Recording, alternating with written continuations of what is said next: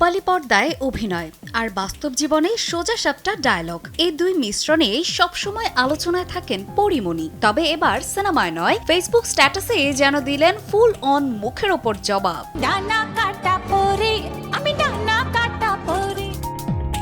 পরীমণি তার পোস্টে লিখেছেন, নীতিবাক্য ছাড়ার সময় খেয়াল রাখুন নিজের জীবনের সব নীতির নিয়ম নিয়ন্ত্রণে আছে কিনা। কনফেস করার পর কাউকে ইঙ্গিতপূর্ণভাবে বলাটাও খুব একটা নীতিবানের কাজ নয়।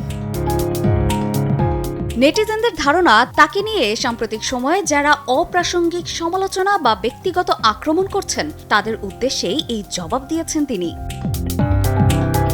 কে বা কারা এই বার্তার টার্গেট তা স্পষ্ট না হলেও নেট দুনিয়া কিন্তু বুঝে নিয়েছে কিছু একটা তো হয়েছেই। স্ট্যাটাসটি পোস্ট হতে কমেন্ট বক্সে শুরু হয়ে যায় আলোচনা। অনেকেই বলছেন নীতির কথা বলা সহজ, মানা কঠিন। একদম ঠিক বলেছেন। অনেকে আবার ভাবছেন এটা কি সাম্প্রতিক সমালোচকদের উদ্দেশ্যে পরীমণির সাবটেল রোস্ট, নাকি এটা তার লাইফ ফিলোসফিরই আরেকটা অধ্যায়।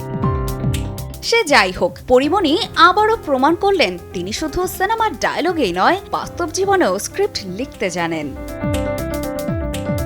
অপর্ণা বর্ষা, সময় সংবাদ, ঢাকা।